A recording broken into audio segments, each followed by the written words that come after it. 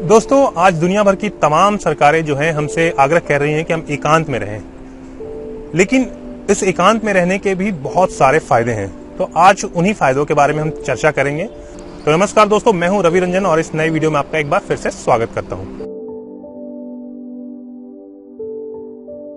एकांत हर व्यक्ति के जीवन में होता है। मनुष्य धरती पर अकेला ही आता है और अकेला ही चला जाता है। जीवन में ऐसी बहुत सी परिस्थितियां बनती हैं जिनमें उसे एकांत का सामना करना पड़ता है। व्यक्ति के जीवन में विभिन्न रूपों में एकांत शामिल है। एकांत का अर्थ है केवल एक का होना। सामान्यतः लोग एकांत का अर्थ अकेलापन लगा लेते हैं, जबकि दोनों के बीच में बहुत ही मामूली अंतर है। केवल हमारे दृष्टि का अंतर है। बाह्य दृष्टि से अकेलेपन में व्यक्ति के साथ कोई नहीं होता, जबकि आंतरिक दृष्टि से अकेलेपन में व्यक्ति के मन में एक ही विचार व एक ही भाव उभरता है और वह उसकी गहराई में जाता है। इस स्थिति में यदि तरह तरह के विचार उठते भी हैं तो उस व्यक्ति के ऊपर पूरा नियंत्रण होता है और इस तरह वो अकेलेपन में उठने वाले इन विचारों से परेशान नहीं होता, बल्कि उनका आनंद लेता है। इसके विपरीत यदि मन में उठने वाले विचारों पर व्यक्ति का नियंत्रण नहीं होता है तो वह बेचैन व परेशान हो जाता है और तनाव से घिरने लगता है। सामान्य जीवन में एकांत को लेकर लोग नकारात्मक बातें ज्यादा करते हैं, जबकि यह पूरी तरह से बात सच नहीं है। येल यूनिवर्सिटी के प्रसिद्ध मनोवैज्ञानिक पॉल ब्लूम कहते हैं कि एकांत एंटीबायोटिक की तरह होता है।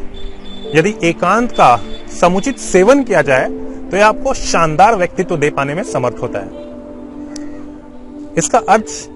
इसका अर्थ है कि यदि हमें संसार में रहना है तो जीवन में एक संतुलन, सामंजस्य बैठाना होगा। यदि व्यक्ति पूरी तरह से एकांत को अपना ले तो वह देश दुनिया से कट जाएगा और उसका व्यक्तित्व समाज के अनुकूल विकसित नहीं हो पाएगा। इसके विपरीत यदि उसके जीवन में एकांत हो और उसका सही उपयोग कर रहा हो तो उसका व्यक्तित्व निखर कर उभरेगा। ऐसा व्यक्तित्व समझदार, विवेकशील, व्यवहारिक व रचनात्मक होगा। एकांत को इस अर्थ में नहीं लिया जाना चाहिए कि हमें अपने घर परिवार, सामाजिक सरोकार से कट जाए, बल्कि इसमें निरंतरता के साथ एकांत में रमने की कला सीखनी चाहिए, क्योंकि बगैर इसके व्यक्ति रचनात्मक नहीं हो सकता, क्रिएटिव नहीं हो सकता। लोगों के मन में यह प्रश्न उठता है कि हमें इसकी जरूरत ही क्यों है, हम लेखक, कवि या एक्टर तो है नहीं। लेकिन ब्लूम इसके बारे में कहते हैं कि यह हमारी भूल है। क्रिएटिव दिमाग हर कार्य क्षेत्र में उन्नति की राहें खोजता है, क्योंकि ऐसे में अचेतन मन अधिक सक्रिय होता है। निश्चित रूप से जब हम कुछ विचार करते हैं तो हम अकेले होते हैं। जब हमारे मन में कुछ विचार उठते हैं तो उसे समझने के लिए हमें अकेले ही प्रयास करना पड़ता है। हमारे मन में अनगिनत स्मृतियां जन्म लेती हैं और ये अच्छी और बुरी दोनों तरह की हो सकती हैं। यदि हमारी चिंतन शैली में नकारात्मक तत्व हावी हैं या हम नकारात्मक दिशा में सोचते हैं तो हमारा व्यक्तित्व एक तरह से मनोरोगी होने लगता है।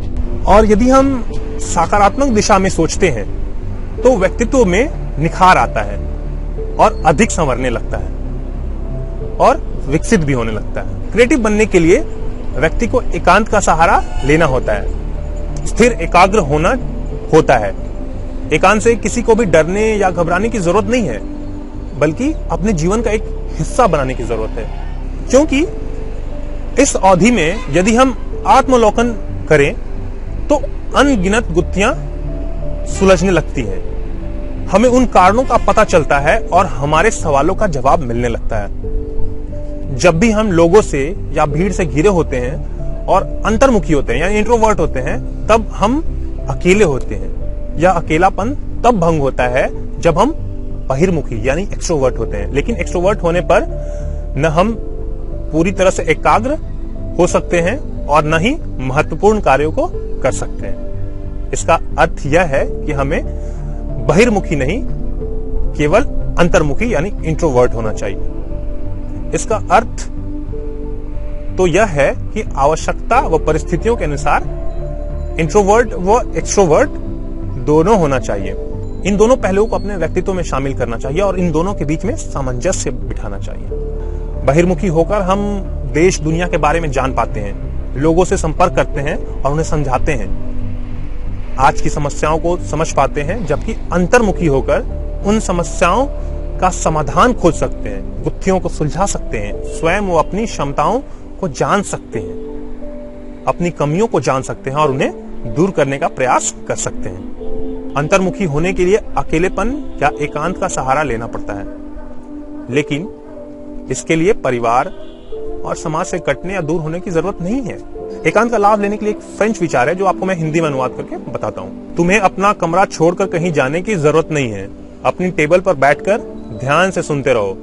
तुम्हें सुनने की भी जरूरत नहीं है, बस इंतजार करो, शांत और अचल रहने का प्रयास करो। यह दुनिया खुद ब खुद तुम्हारे सामने उजागर हो जाएगी। फ्रेंच का यह कथन पूरी तरह से सत्य है, बस इसकी अनुभूति करने की जरूरत है। पहले कई लोगों ने इसका अनुभव किया है। वैज्ञानिकों, कवियों, लेखकों ने अपनी समस्याओं को सुलझाया है, अपने रचनात्मक जीवन की शुरुआत की है। इसके माध्यम से हम भी रचनात्मक यानी क्रिएटिव बन सकते हैं और इसका लाभ ले सकते हैं। तो दोस्तों, इस वीडियो को देखने के बाद आप एकांत के महत्व को समझ गए होंगे। एकांत हमारे जीवन में बहुत जरूरी है अपने आप को क्रिएटिव बनाने के लिए। तो आप भी इस एकांत का फायदा उठाइए और अपने आप को क्रिएटिव बनाइए। तो दोस्तों, आशा करता हूं यह वीडियो आपको अच्छा लगा होगा। अगर आप YouTube पे देख रहे हैं तो हमारे चैनल को सब्सक्राइब करें और Facebook पर देख रहे हैं तो हमारे पेज को लाइक करें। तब तक के लिए धन्यवाद। मिलते हैं किसी नए वीडियो में। नमस्कार।